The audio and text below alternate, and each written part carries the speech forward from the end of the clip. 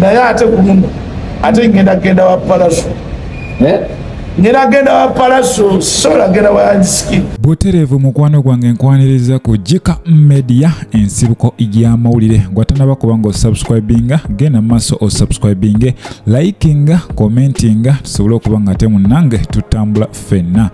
Mukwano gwange Kato Lubwama ye yatugenzeeko ebyaddala. Ono nno emabega kaawo azze ali mu lutalo n'omukulu alien skin era nga amweweera agamba ajja mukuba bw'atyo munnange mu bigambo bye ebyasembyeyo ono yabadde asazeewo kubanga agenda ku kivulu kya palaso era nawa ensonga ze nti eri wagenda kubeerayo bayaaye tasobola kubanga ate abeera mu bayaaye nga bwe bamuwunyiriza obukoola enjaga byonna naawe mwewulirireko.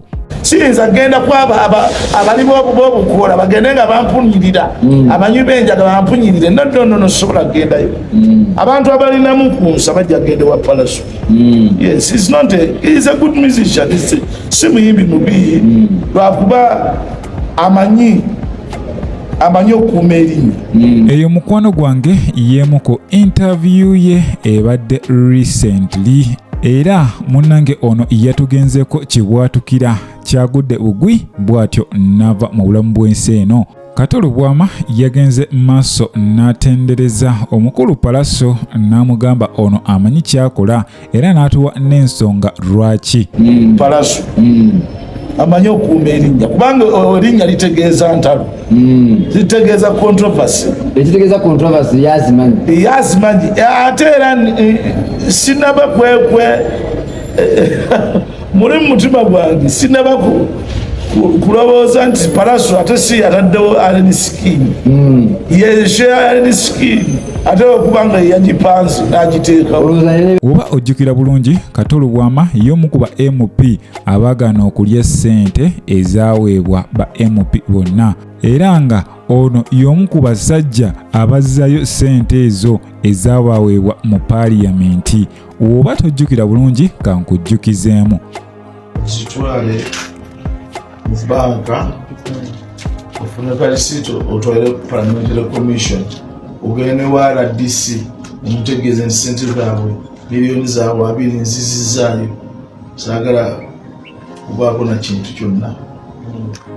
Abantu beerubaga ku ssente zino mbadde muzikaabira nnyo netuzizizaayo mu gavumenti twagala twejjeko ekikuwa ekyo kibeere nga kiri solved. Mukwano gwange eyo yemu ku video awo omukulu Kato Lubwama nga azzayo ssente w'omusolo ekintu ekitalabika batono nnyo ba MP petulina mu parliament abasobola okukola ekintu ng'ekyo okusaasira ssente w'omusolo n'ozizzayo muganda wange akasente kawooma teri asobola kikola wabula ono yakikola. Kato Lubwama teyakomye ku ekyo yayongedde n'ayogera ku nnyimba ez'ensangi zino era n'annyonnyola ensonga lwaki ziri bwe zityo. Ono nno yayogedde ku muyimbi amanyiddwa nga Gravity Omutujju. Jjukira Gravity Omutujju alina akayimba ke akamanyiddwa nga okwepiica. Sina kye nkagalamu yo okwepiica bishimwa abamanyi sibimanyi sikiri na Luganda slogan abantu bayiyayiya manyi oyo alina omuyimbi gwe yasikira gwe twali tulina edda omuwe muziwe muzi Peterson Mutebi akati nono okwepiica naye bwatyo yasikidde Peterson. Ebyo mukwano gwange byebimu ku bigambo Kato Lubwama byasembyeyo okubanga ate ayogerako eri abantu. Mutuluba lyerimu omukulu Gravity Omutujju ono munnange mweraliikirivu ali mu kutya olw'ensonga UCC essaawa yonna esobola okuba nga ate ebaninga oluyimba lwe olumanyiddwa nga okwepiica. Kino kizze oluvannyuma lwa musajja mukulu ono okuba oluyimba luno wabula nga message yalwo erina hidden meaning, which hidden meaning abantu gye bategeera obulungi era nga kyo wekituuka mu masomero kikabuka ono nno asaba Mukama Katonda ate UCC ereme kukimokola because ono asobodde ofuna fan base mu budde obutono ennyo ate oluyimba lwe lwagalwa abantu bonna emyaka gyonna yadde nga economic crisis yoweri abantu baavu naye oluyimba luno munnange baluwadde hype buli wogenda buli omu aluyimba bangi balukozeemu challenges ku TikTok buli omu alulaba era kyenyinza okugamba mukwano gwange ye Gravity omutujju oluyimba alukozeemu ssente because ono asobodde okuperforminga ku bivulu ebyenjawulo ate ono tayiwangayo bantu wagenda ku stage buli omu akuba endulu because ayina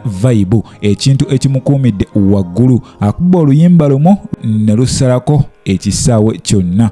Anyway, katusabe Mukama Katonda ate UCC ereme kukimokola naye tujja kulaba kyonna ekinaabaawo. Buterevu mukwano gwange nkujjukiza nti obadde ku Jika Media ensibuko y'amawulire. Gwatana subscribinga, gena maaso subscribinga, likinga, commentinga sobola okuba nga ate munnange tutambula ffenna. Nsaba Mukama Katonda abankuumire mweraba.